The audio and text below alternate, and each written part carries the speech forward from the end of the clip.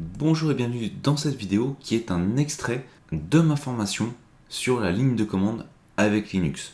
Pour ceux qui souhaiteraient découvrir la formation complète, vous trouverez un lien directement dans la description.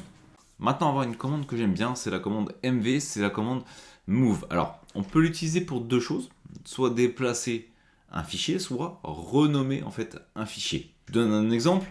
Ici, on a par exemple fichier-3.txt, donc dans le document. Si on regarde, on va le retrouver ici, fichier-3.txt. Imaginons par exemple qu'on souhaite le modifier. Eh bien, on va utiliser la commande mv. Imaginons qu'on souhaite tout simplement le renommer. On va utiliser fichier-3.txt et puis on va dire qu'on souhaite le renommer en nouveau fichier.txt. Donc c'est relativement simple. On a la commande mv pour move. Ici le nom de la source qu'on souhaite utiliser, donc mon fichier-3.txt, et le nouveau nom ou l'endroit, la destination où on souhaite déplacer le fichier. En l'occurrence, ici je le déplace au même endroit, mais je modifie uniquement son nom. Donc ça va effacer fichier.txt pour le remplacer avec nouveau fichier.txt. Donc c'est dans ce sens qu'on dit qu'il va nous permettre de renommer le fichier. Il va nous permettre soit de le déplacer, soit de le renommer, soit de le déplacer et de le renommer en même temps. On peut faire l'ensemble des choses en même temps. Donc si ici je fais entrer, eh bien on peut voir qu'il vient d'être modifié par nouveau underscore fichier.txt. Alors je vais vous montrer une petite astuce pour gagner du temps également. Imaginons ici on a fichier-2.txt et puis vous souhaiteriez, je sais pas moi, le modifier en fichier perso.txt. Donc vous pouvez faire ça. Donc là, ça va être une syntaxe un petit peu plus longue. En l'occurrence ici, ça ne serait pas forcément extrêmement complexe. Mais par moment, ça peut être intéressant pour gagner du temps d'utiliser une petite formulation. Imaginons qu'à la place de 2, on souhaite indiquer perso. Eh bien, je vais juste mettre des accolades. Je vais utiliser la virgule. Ici, c'est le texte avant, donc 2. Et après la virgule, j'indique le texte que je souhaite obtenir après. Donc, je vais faire entrer. Et comme vous venez de le voir, ça a été modifié immédiatement ici en fichier-perso.txt. Donc en une seule ligne, on peut gagner du temps au niveau de la syntaxe quand on est un peu habitué à l'utiliser. Voilà, donc ça c'est une petite astuce si vous souhaitez gagner du temps, mais si vous n'êtes pas trop à l'aise, vous pouvez utiliser la formule classique. C'était juste une petite astuce. On va continuer sur la formulation classique source-destination. Donc ici, même principe, on a la possibilité de déplacer notre fichier vers un autre dossier. Imaginons, alors autre astuce, des fois on peut avoir des fichiers très très longs à écrire avec par moment, imaginons que ce soit un téléchargement, on peut avoir des noms très très longs. Les copier c'est un petit peu compliqué. Donc ce qu'on peut faire pour gagner du temps, c'est écrire le début du fichier. Ensuite, pour vous montrer, on va utiliser le clavier apparent pour que ce soit plus clair pour vous. Donc ensuite, on peut utiliser la tabulation qui se trouve ici. Alors ici, c'est un clavier, donc ils l'ont mis en QWERTY visiblement, mais AZERTY c'est au même endroit, hein. C'est ici, normalement c'est à côté du A. Donc on va juste cliquer dessus et vous allez voir qu'en fait, automatiquement, ce que vous avez vu ici, il a rempli le nom du fichier. C'est-à-dire que comme j'avais un seul fichier qui commençait par NO, il a compris que je voulais écrire nouveau fichier, donc il a directement renseigné le nom. En appuyant sur Tab, il va automatiquement renseigner le nom. Donc si vous inscrivez le début, alors imaginons par exemple ici, on va faire fichier. On voit que fichier, on a 1, 2, 3 qui commencent par fichier. Donc on va juste faire FIC et je vais faire tabulation. Donc là je vais le faire, ou alors je vais reprendre le clavier pour que ce soit plus clair pour vous peut-être. Hop, on va reprendre le clavier ici. Je vais refaire tabulation. Ici, il renseigne fichier puisque j'ai plusieurs éléments qui commencent par fichier. Donc à ce moment-là, si je souhaite, je peux indiquer un tiret. Et là, on a deux fichiers après. Donc soit le 1, soit le perso. Donc je vais reprendre le clavier. Et en cliquant deux fois dessus sur tabulation, eh bien, il va me reprendre les deux noms que je peux utiliser. Donc soit j'utilise le 1, mais bon, ça n'aura pas trop de sens. Et je vais mettre plutôt le perso. Et donc si je refais tabulation, je vais faire directement avec mon clavier, eh bien il renseigne le fichier.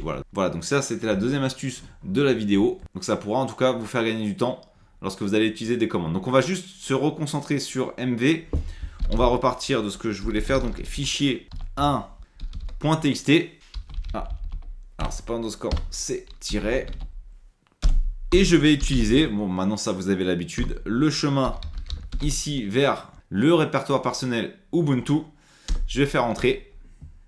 Ça l'a déplacé automatiquement vers ici Ubuntu. Normalement on va le retrouver voilà ici. Donc dans mon dossier personnel Home Ubuntu, on récupère ici. Donc je l'ai déplacé. Vous voyez qu'on peut utiliser le chemin du répertoire que l'on vise. J'ai pas eu besoin de renseigner ici le nom. Si j'avais voulu, j'aurais pu faire /_ et soit renseigner le même nom, soit modifier le nom. Ce qu'on va faire, on peut faire dans l'autre sens. On va repartir de Home, Ubuntu, fichier. Vous voyez que là, je fais underscore directement, ça m'a écrit fichier. Je sais que j'ai un .txt. Et donc, je vais l'envoyer vers Home, Ubuntu, on a dit document. Et on va dire fichier, par exemple, mv.txt. Et donc, si on va dans document, on va voir apparaître ici fichier-mv.txt. J'ai fait le transfert avec le chemin complet en modifiant le nom. J'étais pas obligé, hein, en modifiant le nom cette fois-ci.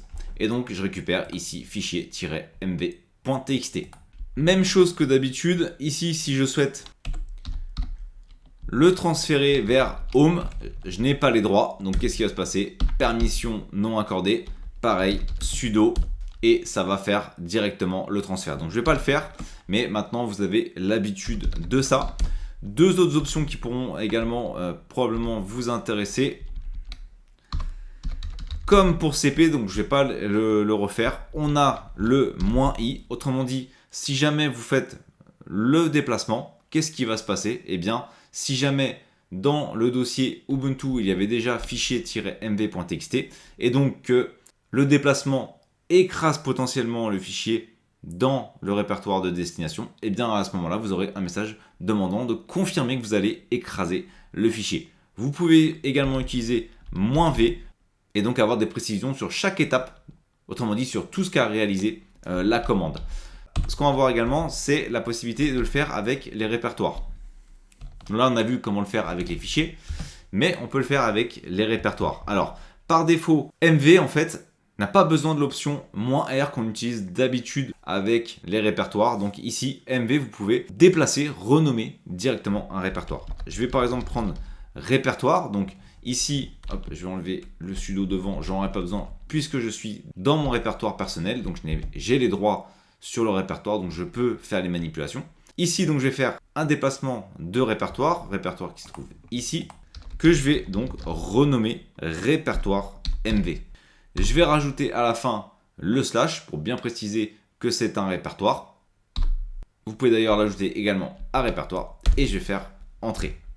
Et comme prévu, ici, ça a bien modifié le nom de mon répertoire. Encore une fois, j'aurais très bien pu le modifier, le déplacer dans un autre répertoire pour qu'il devienne un sous-répertoire. Donc MV que je vais déplacer cette fois-ci dans dossier 2. J'ai pas besoin de redonner son nom. Ça va déplacer répertoire _MV dans le dossier 2 et donc ça va devenir un sous-répertoire. Là, on voit qu'il a disparu, ça l'a déplacé ou dans dossier 2. Si j'ouvre dossier 2, eh bien, il est bien récupéré ici. Donc avec MV, on peut aussi bien déplacer des fichiers que des répertoires. Et je vous ai présenté également deux petites astuces qui pourront, je l'espère, vous faire gagner du temps dans vos lignes de commande.